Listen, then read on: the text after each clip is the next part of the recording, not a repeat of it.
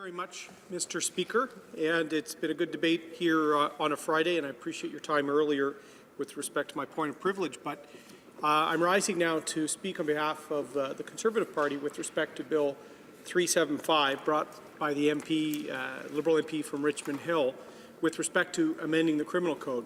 It's a short bill because it's really trying to insert one element into the pre-sentence report. I'll speak for a few moments about the intention, from what I can find, of this bill, and then some of the concerns we have with it, essentially because it's vague and causes us some concern that I'll get into, Mr. Speaker. Specifically, its goal is to amend the pre-sentencing report prepared under the auspices of the Criminal Code under Section 721(3). It wants to insert a new provision, a new ground for the pre-sentencing report that would be at A1, any mental disorder from which the offender suffers, as well as any mental health care programming available to them. The MP from Richmond Hill, with respect to introducing this bill, has said that he wants it to include information on families with histories of mental illness to ensure that they're afforded care. And the afforded care aspect of this, Mr. Speaker, I think we all agree with. Mental health conditions and mental health conditions that may be involved in someone's criminal behavior are serious, but also there must be compassion there. So certainly there's compassion with respect to treatment and making healthcare programs available and that sort of thing. Generally, our criminal justice system does that.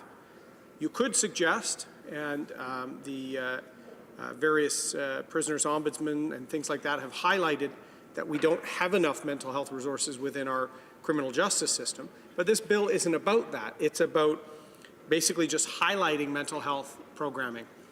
Agree with that, Mr. Speaker. That is reasonable. It's already being done now. Perhaps it's not being done well enough, but this bill wants to insert that availability into the pre-sentence report. That availability, if the person is sentenced, actually comes later, but that's the part of this private member's bill we generally feel that we're in line with. The trouble with the bill is because it's vague, maybe intentionally so, it seems like mental health might be an aspect of every sentencing decision that a judge is looking at in a criminal court context. Because it's really only a one-line bill, it's hard for us to determine, there hasn't been much public discussion on this, to determine if that's the case. And that concerns me, Mr. Speaker. I'll get into my remarks why shortly. Right now, what is in the pre-sentencing report now, Mr. Speaker, under Section 721(3) of the Criminal Code? Age, character, maturity, history, including criminal history, the remorse or willingness to make amends. These sorts of things are the typical aspects that go into a pre-sentencing report that a judge will consider before rendering or giving a sentence after a finding of guilt, Mr. Speaker. The reference to mental health in a vague sense here, any mental health disorder from which the offender suffers, doesn't actually go to intent, Mr. Speaker, or mens rea, actus reus, the sort of fundamentals of criminal law. Was there a guilty mind? Was there a guilty act? Is the member from Richmond Hill suggesting that even property crimes or things like this should consider all mental health aspects? It's not clear enough, because certainly if someone was depressed, that wouldn't necessarily say they didn't understand, they didn't have the mens rea to commit a theft. What's worse, Mr. Speaker, is when we start getting into crimes against other people, how does this relate to the mental health impacting a decision when violence, for example, is committed against another citizen? So this is why we have some concerns with it being vague. Is its intention to make this a requirement for consideration in all aspects of mental health? Or is it meant to be part of the general discussion ought not criminally responsible due to mental disorder, Mr. Speaker. That's already firmly established. And I'll talk about that in a moment. I always try and remind people when we talk about criminal justice issues, rehabilitation, treatment, all those things are very, very important, Mr. Speaker, and they have a place in our criminal justice system. What often is the difference in this House of Commons is the Liberals or the NDP put rehabilitation of the offender always first, and in some cases the only consideration with respect to sentencing and their incarceration, Mr. Speaker. Whereas I find the Conservatives look at all aspects of the principles of sentencing an offender. Remember, Mr. Speaker, this is after a finding of guilt, regardless of what the underlying criminal code provision is. And I refer the member and anyone following this debate to Section 718 of the Criminal Code, which is our principles of sentencing. This is something we learn in law school, Mr. Speaker, because it's kind of the foundation of our criminal justice system. And as I said, while some people, advocates, people on the left, talk almost exclusively about rehabilitation, what are the principles of sentencing? What are the foundations of our criminal justice system? Well, I'll read them out, Mr. Speaker. The first is denunciation of unlawful conduct. The second is deterrence. The third is the separation of the offender, protection of society, that one. The fourth is the assistance in the rehabilitation of the offender. That's the rehabilitation aspect. Fifth is reparations for criminal conduct on society or in some cases the victim, Mr. Speaker. And finally, the last principle of sentencing in our criminal code is the promotion of a sense of responsibility.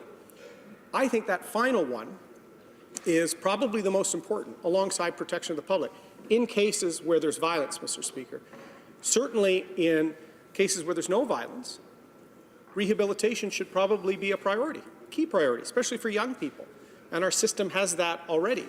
But when we do talk about cases that involve violence, that's when we think protection of the public, denunciation of conduct, promotion of the sense of responsibility, deterrence, all those other factors should take priority. And I think average Canadians agree with that, Mr. Speaker. So what's not clear about this bill is how it relates to capacity decisions of an offender, Mr. Speaker. In pre-sentencing, is any mental health condition just part of not criminally responsible discussion because there's already provision for that, or is it just meant to be a consideration for later treatment? Because in this bill, treatment and consideration of historical conditions, and we see a lot of talk in society today now about trauma being intergenerational. So is intergenerational trauma somehow a consideration at pre-sentencing, meaning somebody should not receive a sentence appropriate because of trauma committed in the past? When there's a very light, vague bill, it's not clear for us to understand. We already have a not criminally responsible provision for mental disorder, Mr. Speaker, where somebody does not have the capacity to understand the mens reis, the mental intention of their act. They committed the act. The actus reus is the one part of a criminal act, and the mens rea, the mental intention, is the other. We already have not criminal responsibility, Mr. Speaker. And the Winco decision in 1999, the Supreme Court said that within that construct, if there's not capacity, security of the public, if the offender is violent, is still a key priority. We talk about this often, Mr. Speaker, because there's cases like the Shornborn case in Merritt, BC, where the public loses faith in the criminal justice system because they see NCR cases not putting protection of the public and other aspects of sentencing of criminal sentencing principles applied. We know the Vincent Lee case in Manitoba, others. These erode public confidence in our system.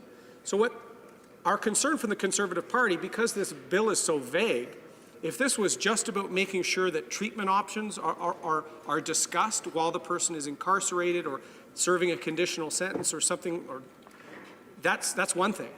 But the consideration of historic mental illness, the sort of vague notion, because we don't want to see a situation where there's a violent crime committed and the history of intergenerational trauma or depression would somehow be an excuse for the mens rea.